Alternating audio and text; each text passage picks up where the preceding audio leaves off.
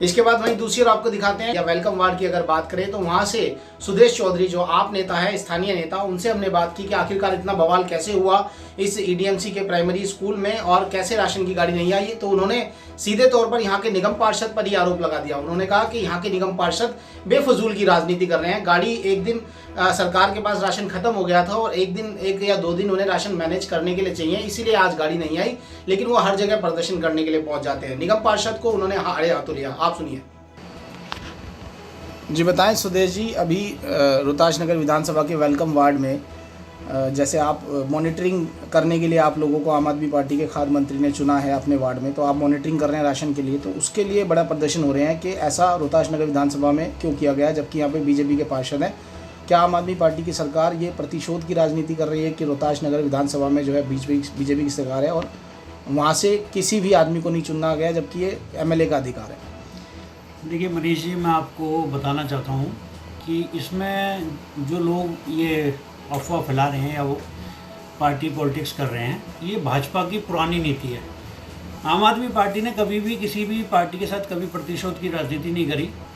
हमारे यहाँ की जो लोकल नेता हैं, निगम पार्षद हैं, एमपी हैं, ये जो लोग हैं ये लोगों को भ्रमित कर रहे हैं। जो आम आदमी पार्टी के खाद्य मंत्री हैं उन्होंने हमें प्रतिनिधि बनाया है, अपना प्रतिनिधि बनाया है, जो उनका अधिकार है, ना कि उन्होंने किसी मॉनिटरिंग कमेटी में हमें सदस्य बनाया है।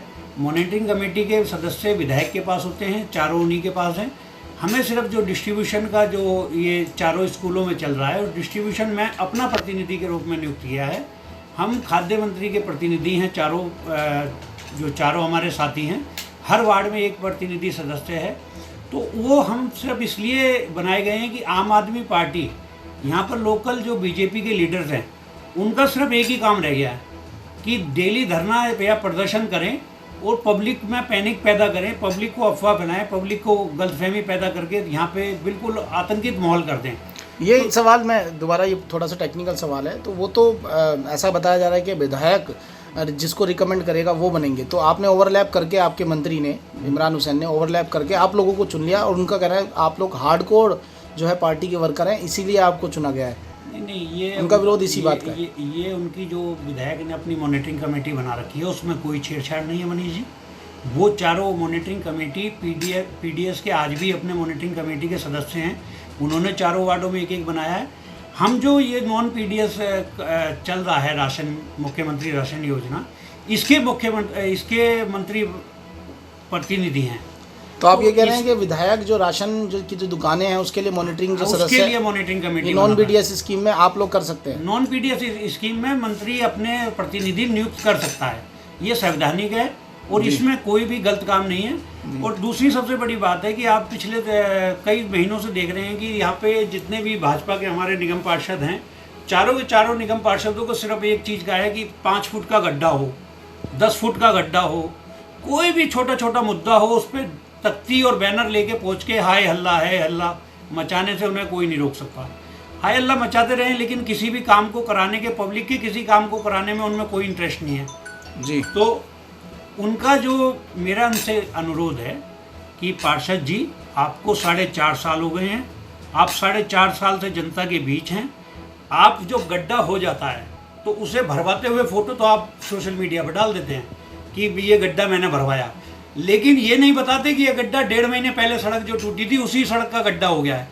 उसी सड़क पे, उस पर आपने इंक्वायरी पुट अप नहीं की। आपके एमसीडी के कर्मचारियों को आपको इंक्वायरी करनी चाहिए थी। आपके स्कूल में जो सुभाष ये जो वाला स्कूल है इसमें आज भी राशन नहीं आया?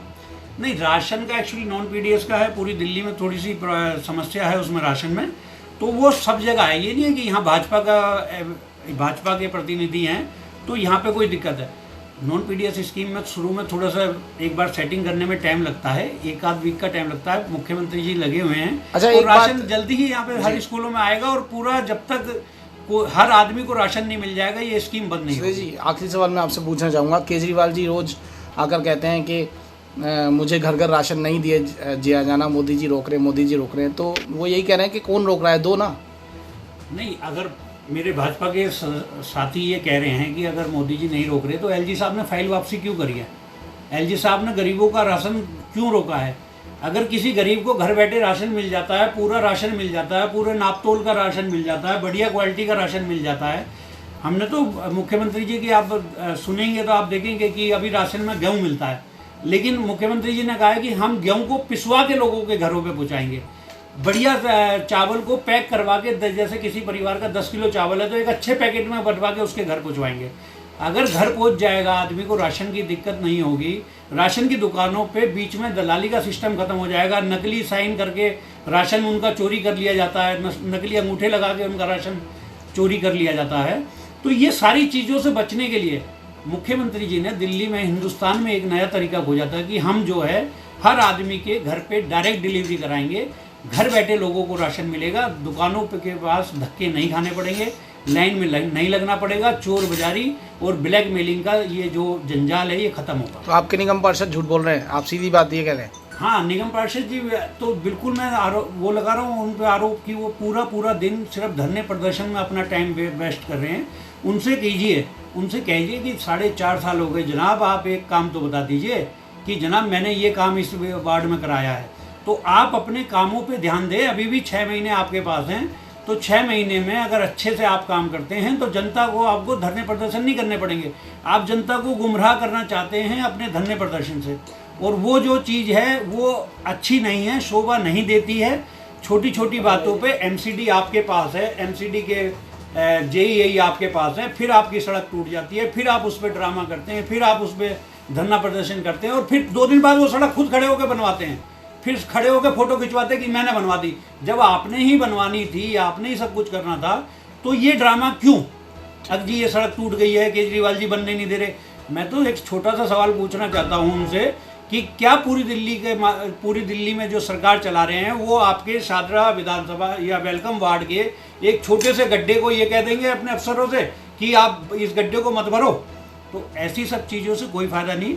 मैं पार्षद जी को दोबारा आग्रह करना चाहूँगा, आप जनप्रतिनिधि हैं, आप जनप्रतिनिधि की तरह व्यवहार करें और आप लोगों की मदद करें, आप लोगों को पैनिक ना करें।